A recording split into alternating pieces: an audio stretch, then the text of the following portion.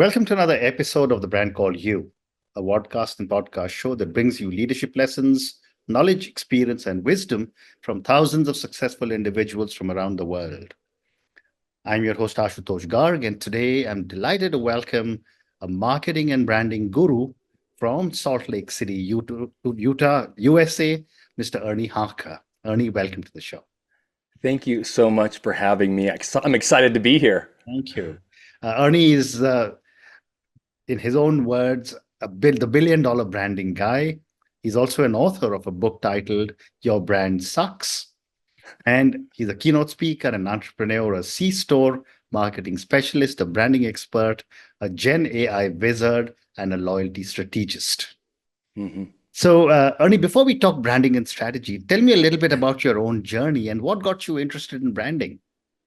I started as an illustrator. Okay. When I was 11 years old, my Wow. mom took the television that my brothers and I would watch after school, and she put it in the garage. She Mhm. was tired of us wasting time watching TV. So I poured that extra time into my favorite hobby, which was drawing. And I became pretty good at drawing. And so in school, we had a professional illustrator come and visit us. And I thought, that's the career I want to have. Just Amazing. draw every day, right? Mm. So I went to university to study illustration. The first job I got out of college was working for an ad agency. Okay. And my job was to draw or pre-visualize the creative directors and art directors' ideas so I could put them into a visual representation they Mm. could show the clients. Mm. That led to producing marketing materials, advertising materials. And one of the things I found is that the more similar or more cohesive those marketing materials were to each other Mhm. for a company, the stronger or more lasting the memory was. And that's really part of the brand. Like, Wow. what is it about the similarities of these marketing materials do people remember so that when they see a new marketing piece, a website or a video or a picture, an image, a social media post, they go, oh, I identify it immediately Mm. as this company. So Mm. it all started with a pencil and paper. Incredible.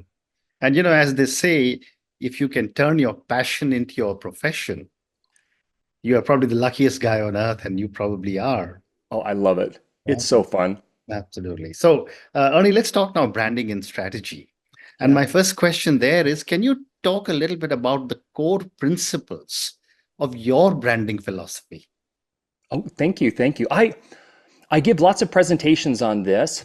And I basically condensed probably 25, 30 years of brand development into four steps. And I use an acronym called FIRE. Mm-hmm. The first is to find your brand spark, which is your unique difference. As a company, it's what is it that makes you special and different? And Mm-hmm. it's not quality, service, friendliness that everybody says.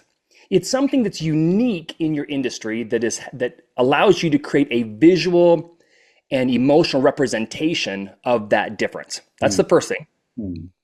I is identify your target customer. Mm-hmm. Who is it that's most excited about or most interested about your unique difference Correct. in your industry? Yeah. And then third is realize your core belief. That's R. And that's like why are you in this business? Yeah. I mean, you could do anything in the world. Why choose this industry? Because the passion that fuels that reason is going to inform the personality of your brand.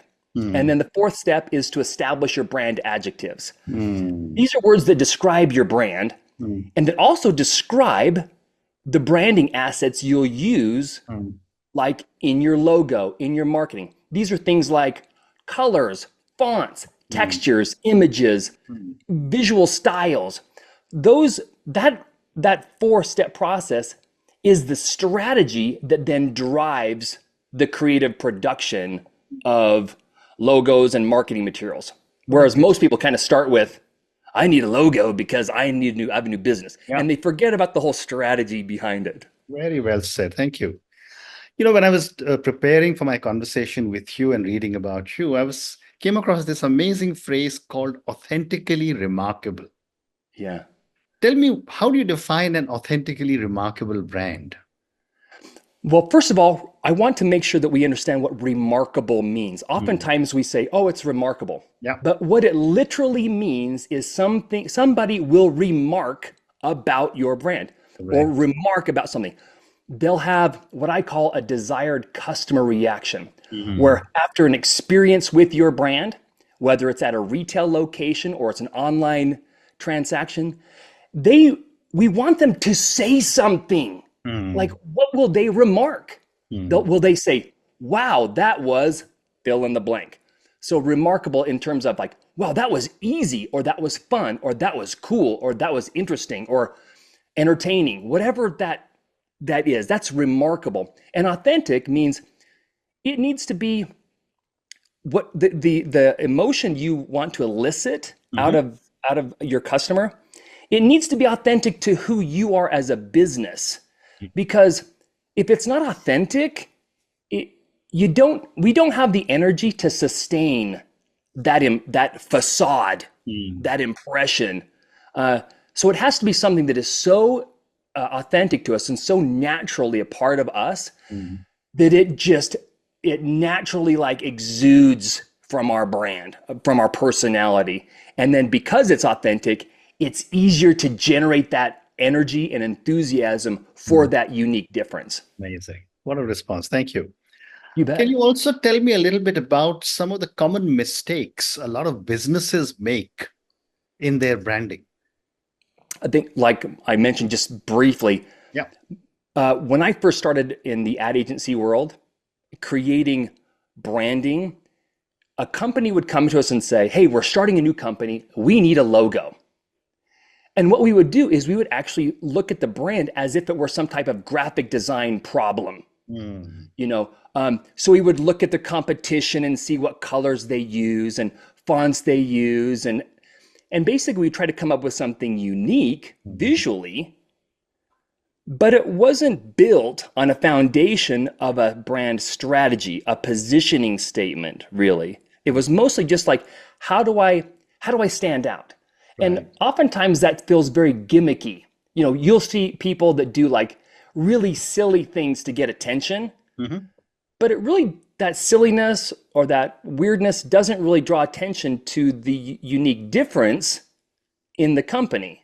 Like, just because I have, like, for example, I'm working with a company who wants to get attention on their social media ads. So they created a zebra that was multicolored Hmm. in generative AI. Mm. And I asked, so what does a zebra have to do with what you sell? Mm. Or your unique, are you, a zoo? Yeah. That's because when people think about zebras, they think of either the wild, the savannah, the zoo, or the circus. Like, because every element that we use in branding has a story behind it that we all connect to. So we have to make sure that whatever image we come up with, the visual we come up with, Mm. means something to the brand upon which it's founded. Mm. The answer this guy said was like, well, it got the most attention. It has nothing to do with what we talk about. And I'm like, well, what a waste. It means that they didn't dig deep enough. And that's the hardest part.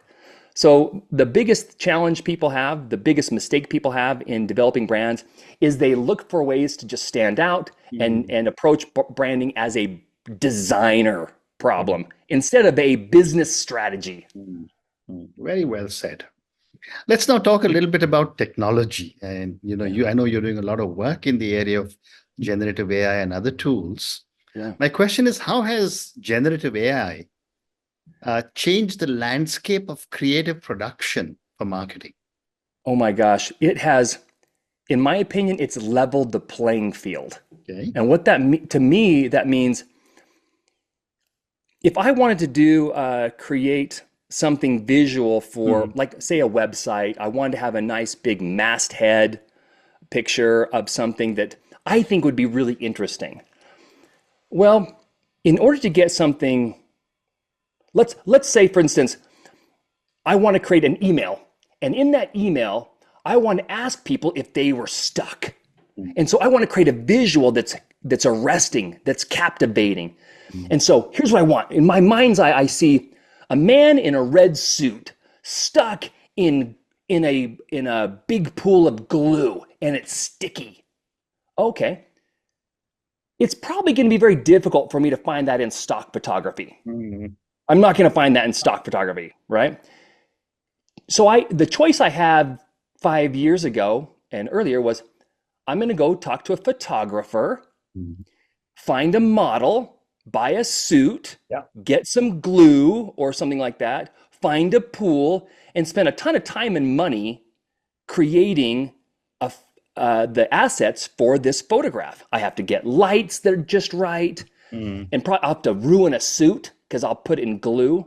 Mm. But what generative AI does, it allows me to create versions of that idea quickly and inexpensively so that now it's leveled the playing field. I don't have to be a photographic expert Mm. or an illustrator or whatever to get the type of visuals, whether it's a painting, a watercolor, a sketch, whatever. I can get that now with a simple prompt in minutes. So that's how it's changed. I mean, that's from a visual perspective. That's how generative AI has changed the landscape. But I want to counter that thought Yeah, from a very purist perspective. And yeah, I've been in advertising marketing for over 4 decades. yeah. Uh, how do you maintain the authenticity of a brand when you're using AI to generate a lot of the images? Here's what I do. Hmm.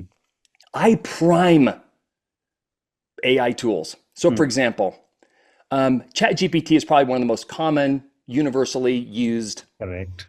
AI models, right? If I ask it to, if I prompt it to give me a email introduction to myself, Hmm. and if I just say, please write an email introduction for my business, my name is Ernie. Well, that response is going to be very, very similar to everybody else who's asking for that same thing. Hmm. So to make it branded, I need to prime ChatGPT with my brand. So I'd say something like this. ChatGPT, my name is Ernie Harker. I'm a branding and marketing expert. I do this for these people, for convenience stores. Hmm. My brand centers on energy, Hmm. enthusiasm, excitement. My company name is called Earnburn. You can see my logo here, right? You Hmm. can see my logo. It's on my hat. Yeah. My brand is themed around fire. Hmm. So I use words and phrases like ignite, Hmm. light, spark, inspire. Okay. Hmm. My tone is friendly, enthusiastic, energetic, optimistic. So I've primed it with all of this stuff. And Yeah. then I say, using my brand language and tone, write an email introduction that introduces me to so and so. Wow. Now it comes up with something that nobody else is going to get. Correct. And the message you're giving to all our viewers and listeners is get the right prompt, ask the right questions, Yeah. and you'll Yeah. get a great response from Yeah. ChatGPT or any other such platform. Yeah. And the way I think about like any generative AI tool, think of generative AI as a sandwich. That's the middle. Hmm. You've got a human piece of bread, you've got generative AI, and then you've got human at the bottom. So Yeah. human makes a prompt, generative AI gives you the feeling, human filters and corrects and polishes. Very well. Don't just go with whatever it gives you because you as a human, you can read it and you can make tiny corrections or changes that make the biggest difference. Very well said. Thank you. Mhm. I also want to now talk to you a little bit about, social media and how a lot of marketing and branding experts say that their companies are leveraging social media to strengthen their brand. Mhm. I'd love to get your perspective on what is right, what is not right in Okay, just using that's a social good media? question. So I'll talk about my personal experience with social media. So one of the things I did is I you can see I've got a good background here. I've got a good setup, microphone setup. My biggest uh, income comes from professional speaking, Mm-hmm. being on a stage and presenting. It's very, very easy for me to sit in my studio, just like this, and then read a prompt or talk about some really cool thing. Now, if I post that on social media, people are going to look at me and go, oh, Ernie's like a podcaster. He's an expert. He's in an office without even hearing anything that I say. Mm-hmm. Okay. So social media in that regards, the visual look of that content is a setting of like a Zoom environment, like Mm-hmm. a desktop environment. It Mm-hmm. does not tell people I'm a professional speaker, even though my words tell that. So my social media content changed from I record all of my presentations, and then I have my presentations edited into small reels or clips. Mm-hmm. I use that as my social media content. So even if people don't even listen to what I say, they just see a thumbnail and Mm-hmm. they move on, the brand they experience is Ernie is a professional speaker and he has lots of energy because I'm usually kind of posed like, I'm very dynamic when I speak. So visually, they will recognize my brand of energy, enthusiasm as a professional speaker. So Mm-hmm. the content that we post on social media, not just the words, not just the statements, but the whole experience needs to drive what we do and why we do it. Mm-hmm. That's what drives social media. Because right now, I tell you, with generative AI, you can produce 200 pieces of social media content in 20 minutes. Correct. Oh my gosh. Does does the world need more? What we really need is more authenticity, more difference, more uniqueness. And so that when we do post that stuff on social media, whatever it is we post, people go, Ernie does this, Mm-hmm. or company X does this Mm-hmm. instantly. Very well said. My next question is for a lot of small businesses, and a lot of our viewers and listeners are startup entrepreneurs Yeah. or people who are aspiring startup entrepreneurs. I'd love to get your thoughts on how can a small business create a strong brand identity on a small budget?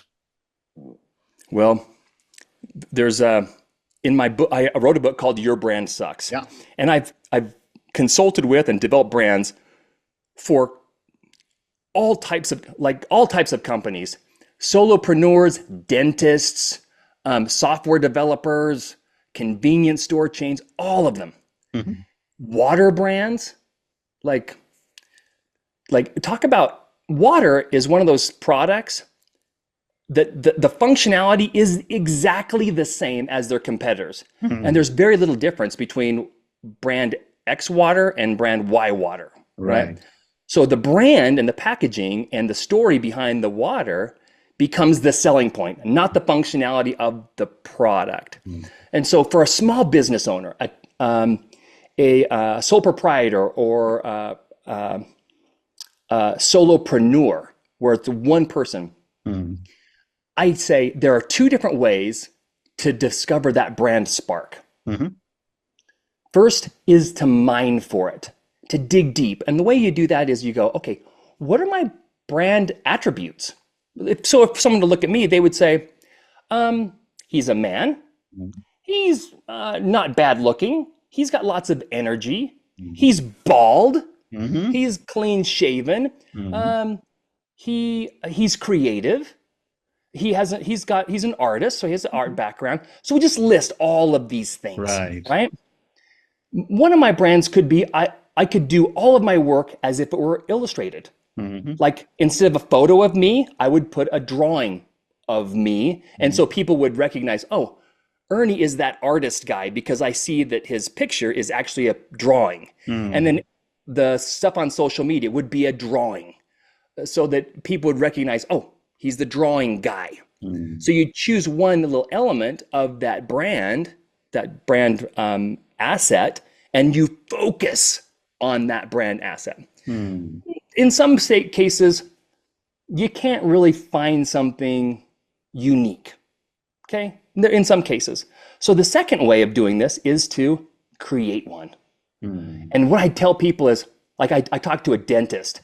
The dentist does exactly the same thing that everybody else does. Correct. But he loved cowboy stuff. Mhm. He's from Wyoming. He Mhm. wears cowboy boots under his scrubs. He is Mhm. so cowboy. And I said, well, what if we created a theme for your brand that is very cowboy centric so Mhm. that it attracts customers who like the Cowboy West theme? Mhm. And so we created a logo that had a cowboy hat on a tooth, and it Wow. had a little star, like Mm. a sheriff's badge, like a Mhm. Mhm. gling, like a shiny Yeah, tooth. yeah, yeah. We created murals for uh, his office, his clinic, Mhm. that had Western themed stuff in there. And so that when he wore his cowboy boots to work as a dentist, Mhm. people connected the dots. They go, oh, you're the cowboy dentist. Mm. Now, how many cowboy dentists are there? Probably not very many. So Absolutely.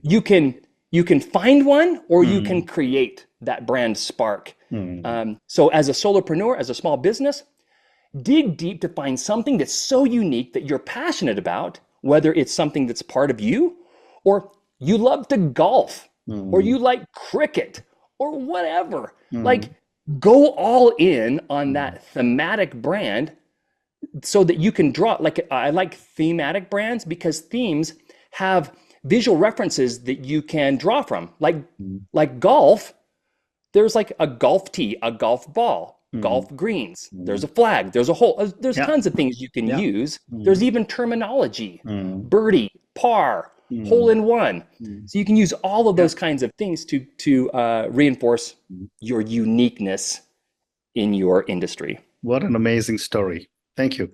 So my last question for you, Ernie, and there are brands that last for 100 years, Yeah. and there are brands that die in a few months. Hmm. My question is, how can a brand remain relevant over a long period of time? Well, brands that have been around for, decades, they evolve. If you look at, you know, so Apple's fairly new, Mm. but Pepsi and Coca-Cola, Yeah. look back at the history of their brand, and they change it. They Mm. change their logo. Every 10 to 15 years, Mm. a company should kind of look at their logo and see, how is it relevant today? By changing and modifying their logo, they're telling their audience, we are alive. Correct. We are current. Mm. That's from a brand perspective, like a visual brand, exterior brand perspective.